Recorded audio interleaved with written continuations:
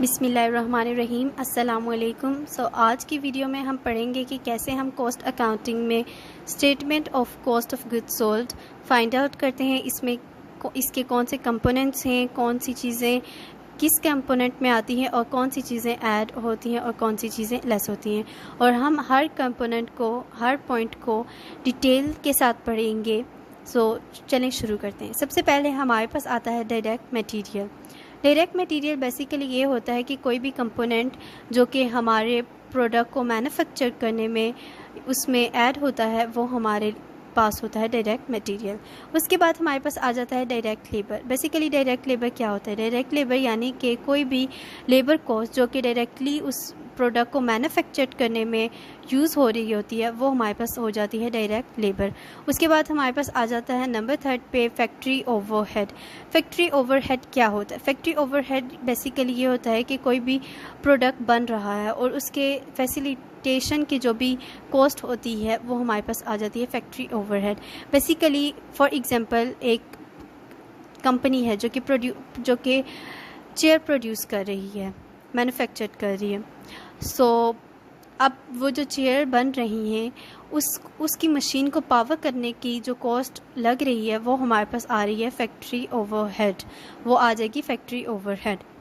अब हमारे पास 4 में आ जाता है work in process. Work in process mean कि हमारा प्रोडक्ट जो है वो 50% बन गया है और 50% रहता है, तो ये इट्स मीन कि प्रोडक्ट जो है वो वर्क इन प्रोसेस है।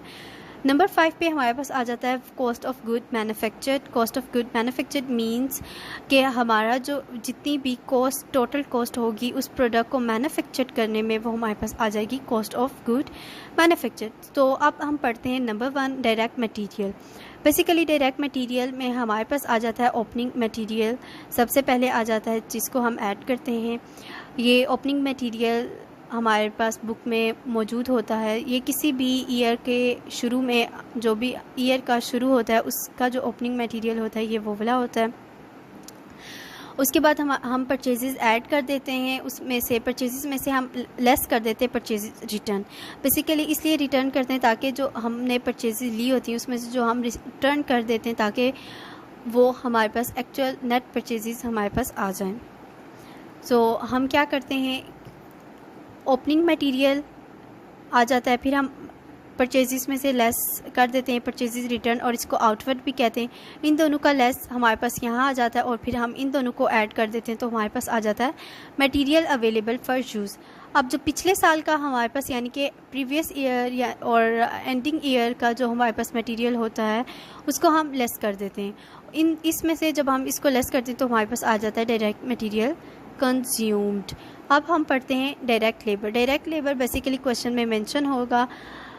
उसके बाद हमारे पास आ जाता है फैक्ट्री ओवरहेड। फैक्ट्री ओवरहेड में जो हम पढ़ते हैं कि क्या होता है क्या नहीं आता, तो basically factory overhead miscellaneous expenses ही समझ लें जो कि फैक्ट्री ओवरहेड में आते हैं, जैसे कि डायरेक्ट इनडायरेक्ट लेबर आ जाता है। और फिर हमारे पास आ जाता है पेरोल टैक्सेस आ जाते हैं। पेरोल टैक्सेस बेसिकली क्या होते हैं? पेरोल टैक्सेस बेसिकली ये होता है कि जो भी हमारी सैलरीज पे चार्ज होते हैं टैक्सेस वो हमारे होते हैं पेरोल टैक्सेस। फिर हमारे पास पावर जाती है, लाइट आ जाती है, हीट आ जाती है। फिर हमारे पास आ जाते हैं फैक्ट्री सप्लाईज़ आ जाते हैं, डेप्रिसिएशन आ जाती है, बिल्डिंग पे डेप्रिसिएशन आ जाती है, मशीनरी पे। उसके बाद हमारे पास रिपेयर मेंटेनेंस आ जाते हैं, पेटेंट अमोर्टाइजेशन आ जाती है, टूल्स एंड डाइज आ जाते हैं, इंश्योरेंस आ जाती है। उसके बाद हमारे पास आ जाता है वर्क इन प्रोसेस, और हम इन सबको सम अप करके यहाँ लिख देते हैं। उसके बाद हमारे पास आ जाते हैं वर्क इन प्रोसेस। इन्वेंट्री आ जाती है जो कि इन्वेंट्री करंट ईयर की होती है और ऐड होती है, और प्रीवियस ईयर की जो है हमारे पास वर्क इन प्रोसेस जो है लेस हो जाता है। ये क्वेश्चन में गिवन होता है।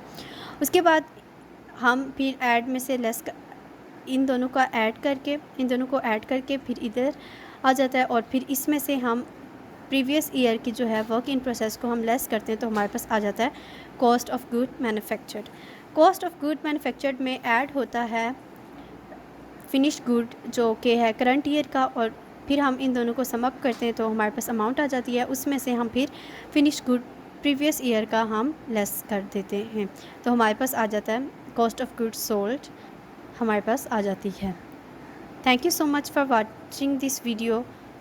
उम्मीद करती हूँ आपको समझ आई होगी। हमारे चैनल को लाइक सब्सक्राइब और शेयर करना मत भूलिएगा और अल्लाह हाफ़िज़।